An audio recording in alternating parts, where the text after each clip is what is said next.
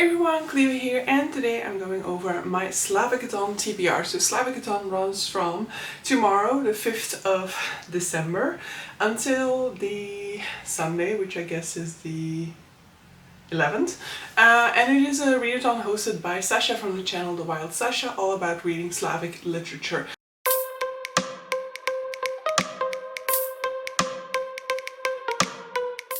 Now for this particular TBR I'm only going to read one book that is actually Slavic because of the fact that I don't know how to plan for a readathon, clearly, because I always forget readathons are happening and then like last minute I'm like, oh but wait, I already have a TBR, how am I going to fit this in? So I'm going to try to do better next year when it comes to planning my reading around certain themes, but for this year I'm just fitting in my December TBR into Slavicathon, and then I will be reading one Slavic book for the particular prompts linked to it. This year the prompts are linked to a particular story, linked to the story of Peppercorn. If you want to find out the story linked to all of these prompts, then I would recommend you go and check out Sasha's prompts releases for this particular round of Slavicathon, and I will have the first one of those linked down below.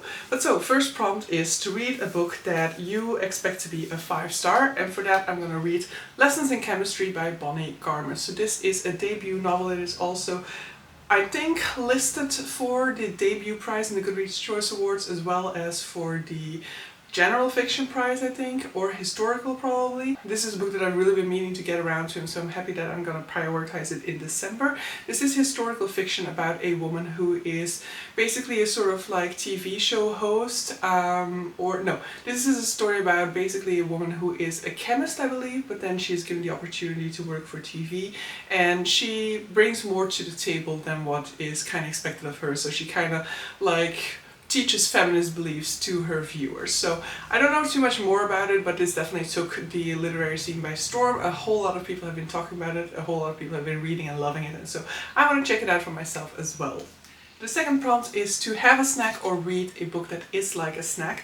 And for this one I am fitting in a book. I could go easy on myself and just eat a snack, but I'm gonna go with The Nutcracker by E.T.A. Hoffman, I believe. This is a Christmas sort of story. I don't actually know too much about it. I'm guessing that once I'm reading, a lot of it will come back because I will have seen a form of this story in one way or another through TV, media, through movies and things like that, but off of the top of my head I cannot really say what this story is about, except for I believe it has toys that come alive and the Nutcracker is in love with a princess or something like that, but it's a very short story, so I am getting in the Christmas mood with this one. The third prompt, I believe, was to read a book that basically is like one that you should be getting around to, one that you've been avoiding, or you know, an obligation read or something like that.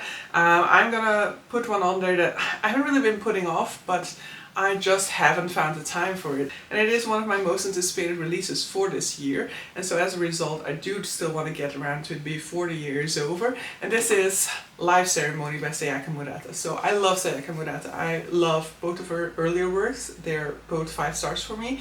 And Live Ceremony is the one that I am a little bit hesitant about, just because it is a short story collection, and I don't typically love short story collections. I do like short stories, but with short stories collections a lot of times there will be just like some weaker pieces in there, and so that will kind of bring the whole down. So a short collection is typically not like a 5-star read for me, but I am hoping to really enjoy my time with Live Ceremony. I don't know how many stories are in there, but depending on how many, I might just do like a story a day, but maybe I'll need to do a little bit more in order to get through this entire collection by Sunday. Fourth prompt was to do a poll between 9 choices, and the result that I got for that was 3 ghosts, and that of course is the Ghost of Christmas Past, Ghost of Christmas Present, and the Ghost of Christmas Future.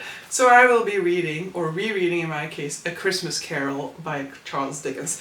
A Christmas Carol is my favorite Dickens. It is also the the book that got me in love with Dickens, the book that made me want to read more and more of his works, and then ended up making me decide that too much Dickens is too much Dickens. But I'm very much looking forward to returning to this story that I fell in love with the first time that I read it. So in this one we're looking at Ebenezer Scrooge, who is this like very rich and wealthy guy who basically is very much thrifty. He doesn't want to share his wealth, and he is not in the Christmas spirit at all. And on Christmas Eve he is visited by the ghost of Christmas past, present and future to kind of give him a new perspective. Very short story, but I very much enjoy it. And my final read for this readathon is a book that I will be reading for the prompt of reading a Slavic retelling or something with Slavic folklore in it.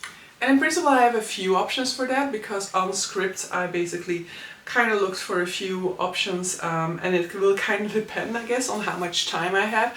On the other hand, I don't want this to be like my last thing that I get around to, because I definitely want to make sure that during Slavicathon I am reading something Slavic. So I'll just pull up the one that I'm most hoping to get around to, and maybe I'll just make it my commute book to make sure that I get around to it. And that is The City of Lost Dreamers by Lisa Ledecky. I think that is how you pronounce it.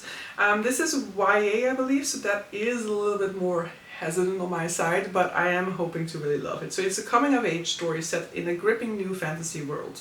In a city that has been struck off the map, cursed to wander forever by the famed map magician Baba Yaga, a young girl called Sia accidentally finds the lost pieces of the magical map that will reunite her city with the rest of the world.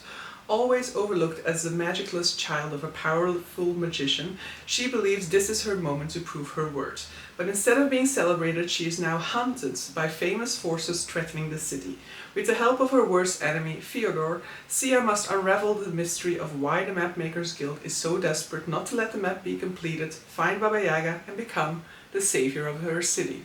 So I am very much looking forward to this. I think that it sounds perfect for this time of year. It sounds perfect for Slavicathon. So I am hoping that I will be able to fit this one in. It has an audiobook of 7 hours and 31 minutes. I typically listen at least 1.5 speed, so it should be more than doable to fit it into this week.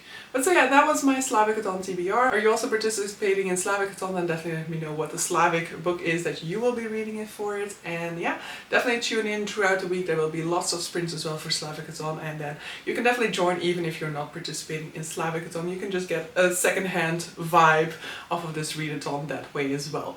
But so yeah, with that I'm gonna end this video. See you guys for the next one. Bye!